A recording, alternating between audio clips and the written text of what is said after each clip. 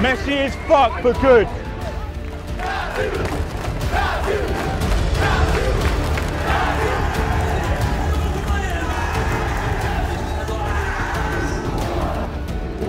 This is a lesson. We're going to come back.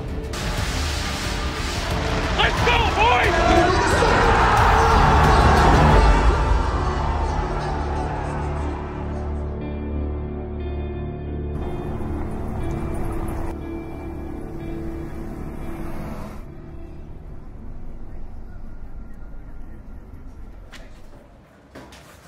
I have your seat back.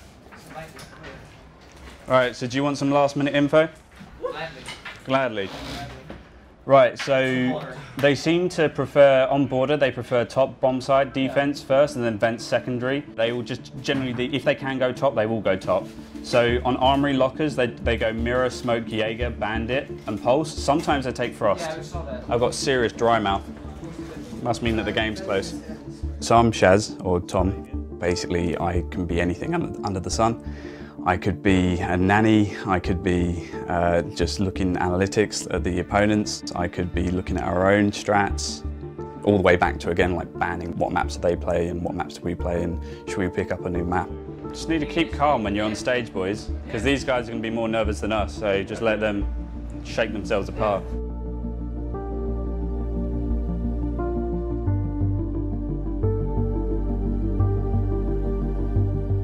Are we packing up, ready to go?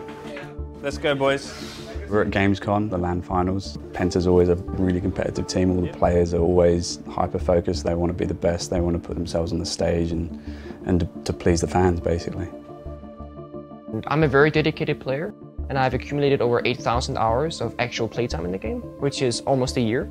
I didn't want to be a student. I wanted to do like my own thing. I wanted to go outside of that average wave and kind of make my own wave. I don't have any experience in FPS games, but I had a will and a passion to get where I am, but also I put in as much effort as I can as an individual to make sure that I don't let my team down. A winning finish smile. We were kind of the team of the outsiders that people didn't particularly want. Pengu, Fabian, Eunice, they're a little bit outcast, we like to call ourselves. And we had to, contend with these issues where we're all trying to speak English, but it's none of our native languages apart from mine. It's better comms if you can say, you said exactly what you needed to say, you just didn't add that question at the end. Can we do something else? So we've had to spend a lot of time working together to making sure that we speak in the same language, basically. Before every LAN, we go to Berlin at the Penta headquarters and we boot camp there for a week roughly. Meeting in person is such a large part of actually team bonding and coming together. I feel like a lot of teams miss out on that because they're coming straight from their home, coming straight to LAN, where it can be quite, especially at Gamescom, where it's really chaotic.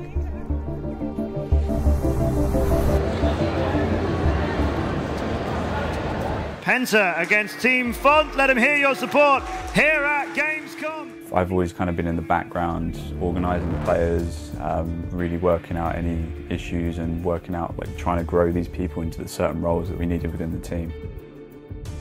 I lead from the back, boss. That's probably the best way to describe it. I make sure that we're always talking, that there's no fights, that everyone's on the same page, we're pushing towards the same goal. I'm the person that sits above that and can see everything that's going on between the different players and their different roles and what their objectives are within the game and their, their own life that's going on as well around them. So basically, boys, you just need to keep calm because you're panicking. I mean, Shaz is, he's everybody's stepping stone because he looks at all our gameplay, both from a fundamental perspective, but also mindset. And he's like the guru. Like, if I have an issue, I can come to Shaz. And if I have an issue, but don't know I have an issue, he'll come to me. So he allowed everybody to function. Even though it's only 10% better, that 10% makes all the difference. Penta, ladies and gentlemen, are going to the grand final! Boys, come on. Messy as fuck, but good. Fucking good. Next one, elevate. Take it back the entire way. We got an hour. Shaz could probably be my father at this point. He feels that father figure for me that I've never had. I talk to the guy about girls, about private stuff, about hardships, and he's just always there for a good talk. But it's just the mind game, boys. Like today we let it slip just now a little bit. We need to pin down the mind game, yeah? Fucking shaking like fuck. So elevate, ban consulate, ban border, and ban coastline. It could be a coastline game. I reckon it's going to be a coastline game. It is grand finals time. Can he grab a third? No, he grabs two hands, gets it, and it looks like Penta Sports is going to be the champions here. They're going to be Boys!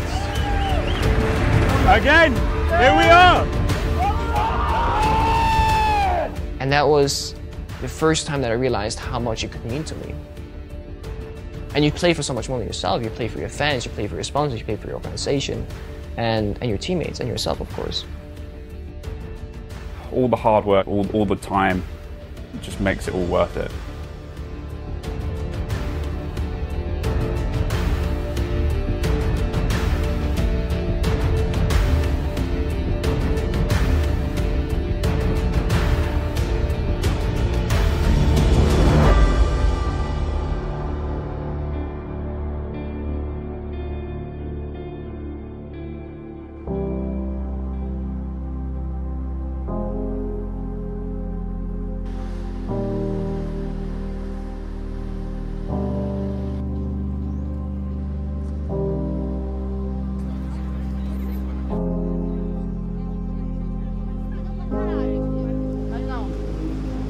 A line toda principal aqui e deixa o Wagner no meio.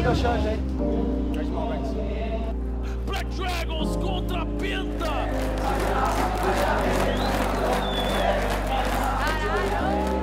A Penta era o time imbatível, ninguém ganhava da Penta, porque a Penta tinha sido acho que 2 vezes campeã da Pro League, eles eram os caras. Their coach was actually shitting himself. He's new, he's still learning, but basically he wasn't expecting the picks and bans. You can see it in his face. So we're good to go, boys. We are very good.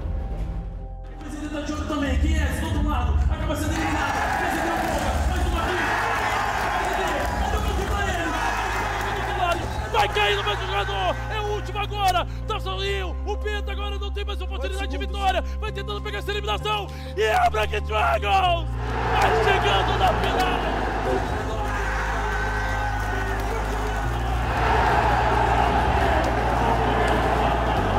We had an element of overconfidence coming out of year 2, season 2, which is why I think we probably performed so bad in Brazil. The narrative that was there, that we were the big evil guys knocking all the Brazilian teams out of all the previous lands. So I think that got a little bit under my guys' skin. We were very separated on attack. We didn't really we weren't a team on attack. It's just a lesson. This is a lesson. I mean, before all this, I've been doing this for what? Since year 1, season 1, right? And I failed, and then finally we started succeeding. So this is again a lesson. You learned something. You apply it and you become better. So that's what we're going to do. We're going to come back.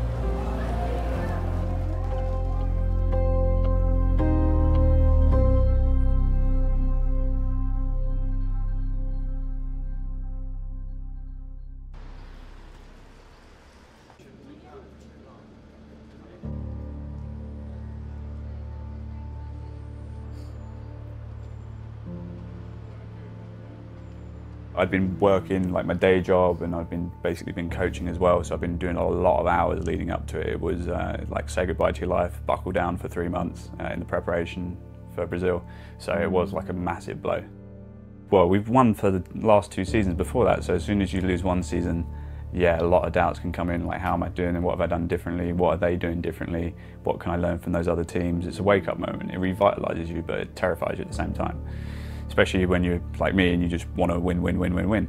That's why we're here in the game.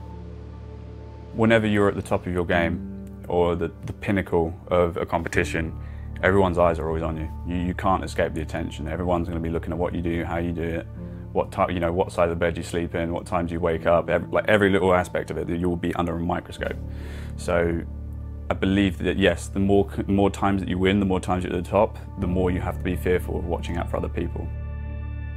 As well as yourself as an individual, you develop a mindset that you're the best and you don't need to be under threat from other people, and that just ends up creating a blind spot in your in your perception that someone's just going to come out of nowhere and give you a right hook and knock you out maybe.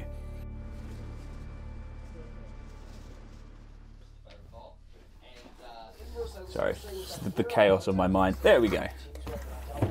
So a lot of my time as a coach is spent looking at this kind of stuff, where I'm watching what the other teams are doing. VODs like this, I'd end up watching probably 4 or 5 times just to try and get all the little bits of information. I kind of realised after Brazil that I needed to commit time again back towards it. You know, if you're ever in esports, in my position, it's a little bit iffy. You don't know what's going to happen in life, what's going to go on. It's all chaotic but brilliant at the same time.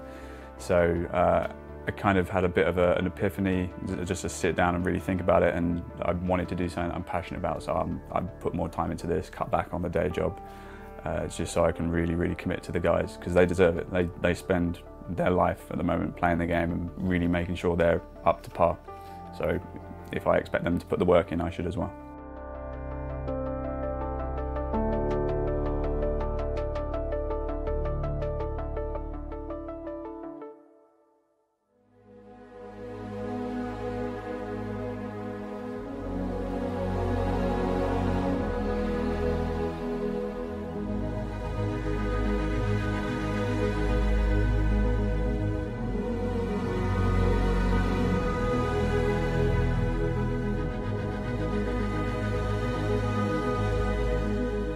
I think it means everything.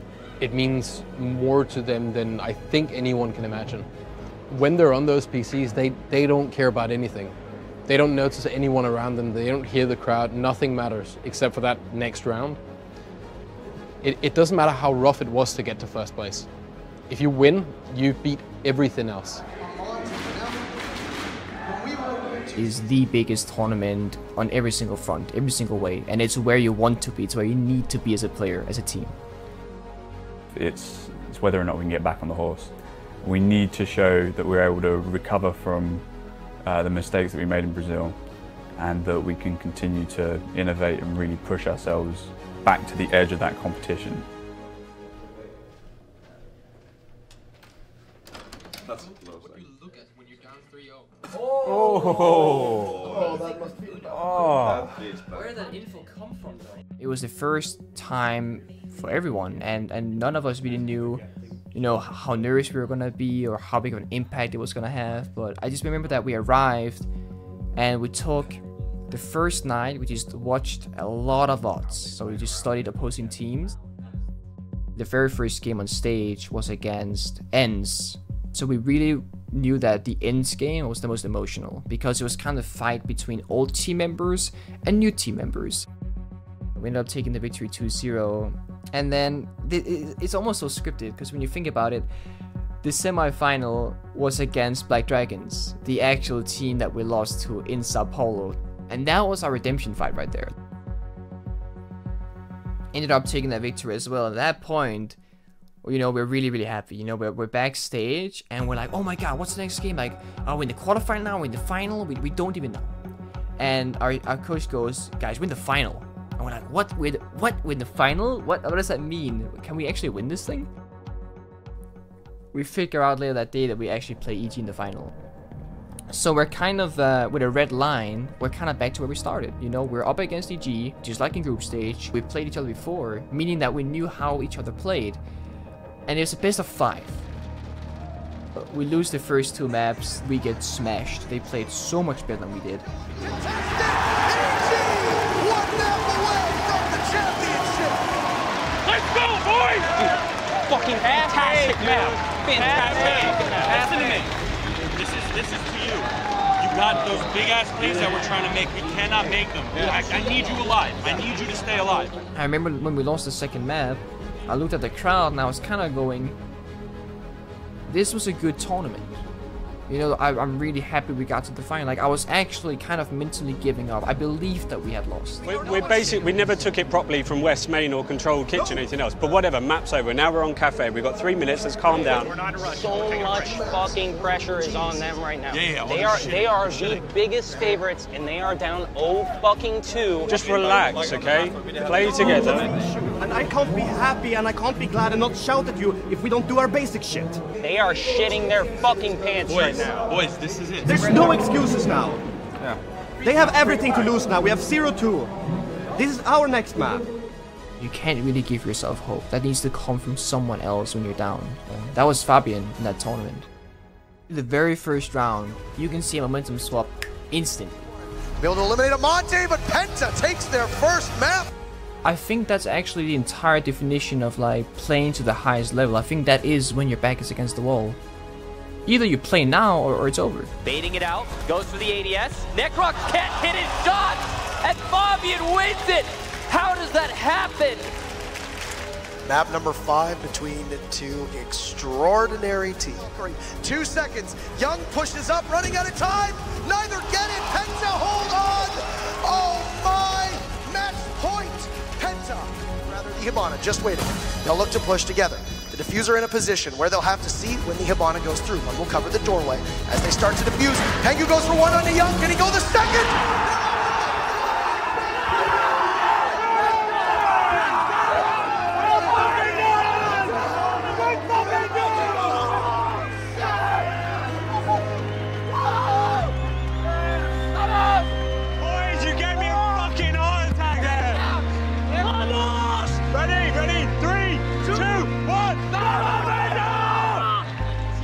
Winning felt like hours, right? Time stopped completely.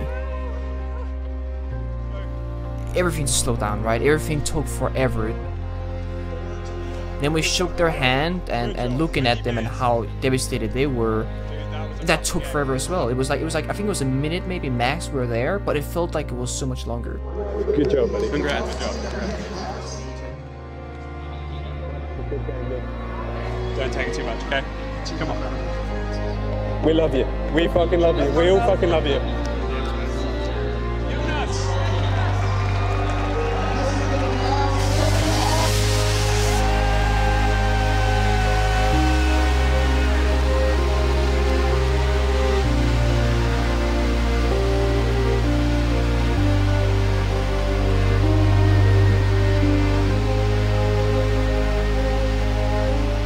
It's something that you can never have again. I feel like that is unreachable. That is the peak of my career right there.